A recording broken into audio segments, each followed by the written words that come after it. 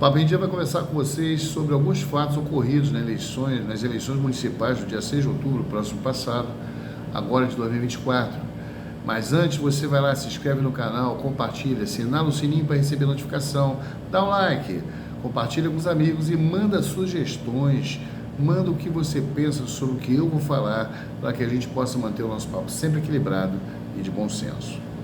Bom, gente, dia 6 de outubro, próximo passado, no Brasil inteiro, eleições municipais, e alguns fatos nos chamaram a atenção por demais, e nós vamos conversar aqui. Primeiro, vamos falar de dinheiro para compra de votos, para crimes eleitorais, para diversos tipos de crime, de corrupção, fraude e toda sorte que o Código Penal prevê.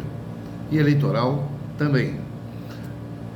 Em 2020, R$1,5 milhão foram apreendidos para esses crimes chamados de boca de urna, compra de voto, fraude, ok? Em 2022 foram apreendidos 5 milhões pela Polícia Federal.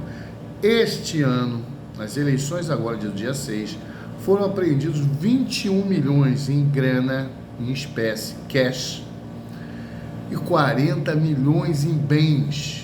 Veja bem a que ponto startou isso nos últimos 2 anos. Para compra de votos, para fraude, para crimes.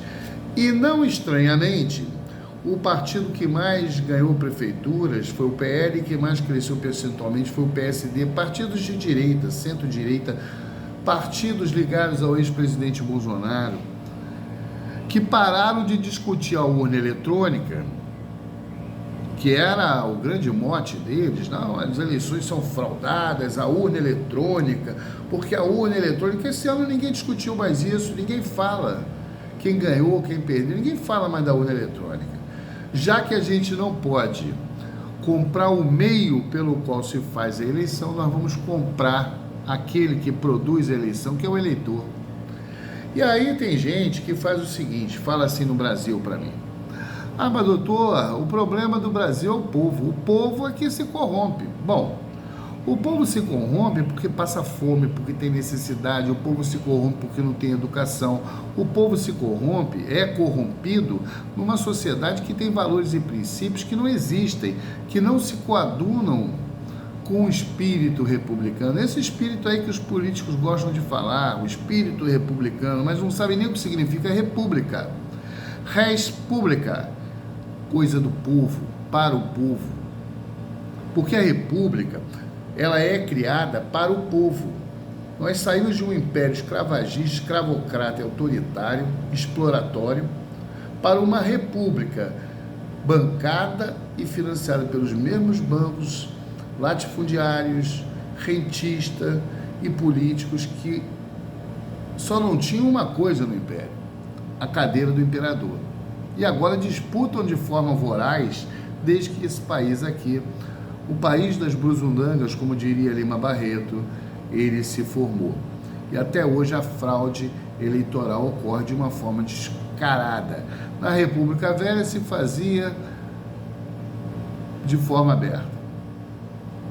Depois, até que se fosse colocada a urna eletrônica, os votos impressos, fraudes, corrupção das mais diversas, principalmente no interior do Brasil. E agora com a urna eletrônica é o seguinte: vamos desprestigiar a urna eletrônica, que a gente não manda nela, para ver se a gente consegue fraudar. Não conseguiram desprestigiar e desmascarar ou denotar alguma fraude na urna eletrônica. Bom, se a gente não consegue falar mal da urna, então nós vamos voltar à nossa velha prática da República Velha.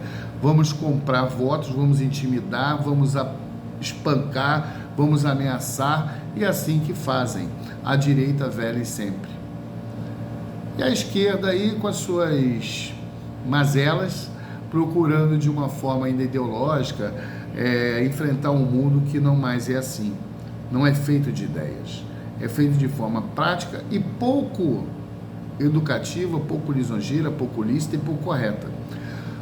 Isto é uma vergonha. A ministra Carmen Lúcia falou que é preocupante. Não, ministra, não é preocupante. Preocupante é ter pessoas no Supremo Tribunal Federal, no Supremo Tribunal Superior Tribunal de Justiça, nos tribunais, no Poder Judiciário, uma aristocracia, os barões da aristocracia judiciária que acobertam isso tudo. Porque o cara é preso com 2 milhões em Duque de Caxias de manhã e à noite está em casa. Qual é a origem do dinheiro? Quais foram as medidas que a senhora tomou junto à Polícia Federal? De quem era esse dinheiro? Da onde veio? Qual a origem? Para quem era? Por que os beneficiados não foram tornados inelegíveis? Ah, mas tem a presunção da inocência. A presunção da inocência não permite que a sociedade seja desprotegida. Quando a gente fala em cargos públicos, quando a gente fala em eleição, quando a gente fala em que pessoas possam ocupar os mais altos cargos do nosso estado, do nosso país, dos nossos municípios, é preciso que o princípio da idoneidade, da moralidade pública esteja acima disso. É importante que o direito à sociedade de ter correção e honestidade esteja acima da coisa mais pueril que tem, que é a presunção da inocência. Porque esse mesmo Supremo Tribunal Federal não aplicou a presunção da inocência para o presidente Lula quando ele foi preso na Operação Lava Jato. Não esperou que o devido processo legal ocorresse para poder prendê-lo. Então não temos que ter dois pesos e duas medidas. Pau que dá em Chico, dá em Francisco. O que houve agora é dinheiro ilícito, é fraude, é corrupção, é lavagem de dinheiro, é falsidade ideológica e diversas pessoas que estão sentadas nas suas cadeiras continuam roubando, fraudando e maculando a sociedade. E vou dar um exemplo. O ex-prefeito de Duque de Caxias, já condenado em sentença transitada e julgada por essa corte, está sentado na cadeira de secretário estadual de transporte do Rio de Janeiro indevidamente, porque a lei preconiza que ele não pode ser porque ele está inelegível. Preso, condenado e inelegível. E com mais processos de crime ambiente nas costas. E mesmo assim fraudou-se as eleições em Duque de Caxias, foi lá que foi achar o dinheiro. As pessoas que estavam naquela planilha foram eleitas com a conivência e a concordância do judiciário e da polícia. Então esse fato é lamentável. E tudo isso com o acobertamento moral de determinados pastores, entre aspas, igrejas, entre aspas, e afins, que, como disse outro dia um colega meu, o grande Leandro Carnal, filósofo, historiador e membro da Academia Paulista de Letras, Carnal falou uma coisa muito séria: customizaram Jesus.